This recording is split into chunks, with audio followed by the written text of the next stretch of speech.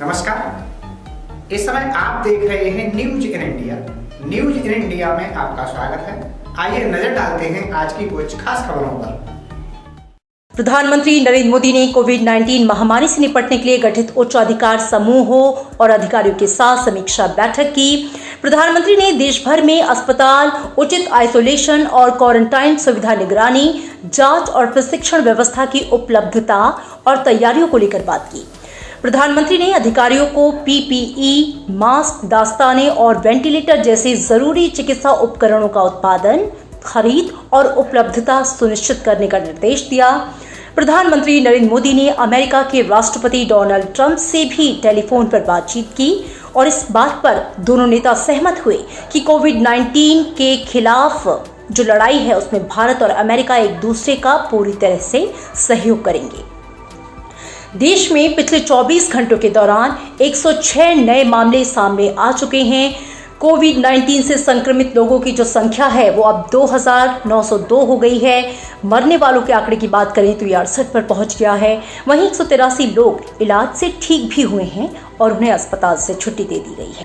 स्वास्थ्य और परिवार कल्याण मंत्रालय के संयुक्त सचिव लव अग्रवाल ने बताया कि विदेशों के मुकाबले देश में कोरोना वायरस से संक्रमित लोगों की जो संख्या है वो कम है, लेकिन साथ ही उन्होंने ये आगाह किया है कि लापरवाही बरतने पर स्थिति गंभीर हो सकती है। उन्होंने बताया कि देश में अब तक कोरोना संक्रमण के जितने भी मामले सामने आए हैं उनमें 30% तबलीगी जमात से जुड़े हुए लोग हैं। सरकार ने कोविड-19 का सामना करने के लिए राज्य आपदा मोचन कोष के तहत 11,092 करोड़ रुपए की पहली किस्त जारी की है। सरकार ने कहा कि सभी राज्यों के लिए आवश्यक वस्तुओं की पर्याप्त आपूर्ति जारी है और लोगों को चिंता करने की कोई जरूरत नहीं है।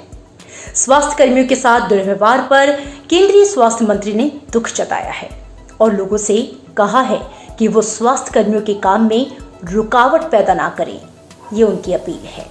उपराष्ट्रपति एम वेंकैया नायडू ने भारतीय प्रौद्योगिकी संस्थान IIT रुड़की और IIT हैदराबाद के इंक्यूबेशन सेंटर में स्टार्टअप की सराहना की। इन संस्थानों ने प्राणवायु और जीवन लाइट नाम का एक पोर्टेबल वेंटिलेटर तैयार किया है।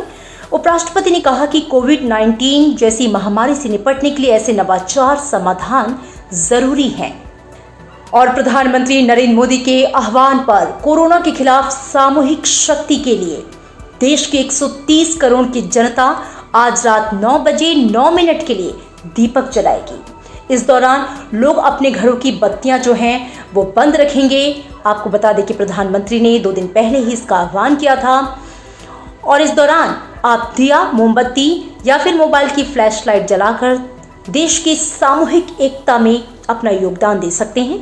लेकिन ख्याल इस बात का रखें कि आपको सोशल डिस्टेंसिंग को मेंटेन करना है। दीप या मोमबत्ती जलाते समय अल्कोहल वाले सैनिटाइजर का इस्तेमाल नहीं करना है। और इस बात की आशंका के बाद कि बत्तियां बंद करने के दौरान ग्रिड में अस्थिरता आ सकती है, विद्युत मंत्रालय ने ये स्पष्ट कर दिया है कि बत्तियां बंद होने के दौरान ग्रिड की स्थिरता के सभी इंतजाम किए गए हैं। अस्पताल और दूसरी आवश्यक सेवा जैसे कि जन सुविधाएं, नगर पालिका सुविधाएं, कार्यालय, थानों और विनिर्माण संस्थान जो हैं उनकी बत्तियां जली रहेंगी। और इधर विश्व स्वास्थ्य संगठन और अंतर्राष्ट्रीय मुद्रा कोष के प्रमुखों ने कहा है कि नोवल कोरोना वायरस से निपटने में आजीविका का बचाने की तुलना में लोगों की जान को बचाना ज्यादा आवश्यक था। उन्होंने ये माना है कि वायरस के प्रकोप और उससे निपटने में लॉकडाउन के कारण विश्व अर्थव्यवस्था में दबाव है, लेकिन इससे खाद्य आपूर्ति पर ज्यादा असर नहीं पड़ा है। तरक्की कभी ये नहीं पूछती कि आप कहां से आ रहे हो, बस ये पूछती है कि आप कहां जाना चाहते हो। तरक्की कभी ये नहीं पूछती कि आप कौन हो, बस ये पूछती है कि आप क्या बनना चाहते हो। तरक्की आपको कभी नए रास्ते दिखाएगी तो कभी नए दोस्तों से मिलवाएगी। बस आपको तय करनी है आपके तरक्की की रफ्तार, एक नई सोच और हर रोज कुछ बेहतर करने की प्रेरणा, अपने लिए और अपनों के लिए।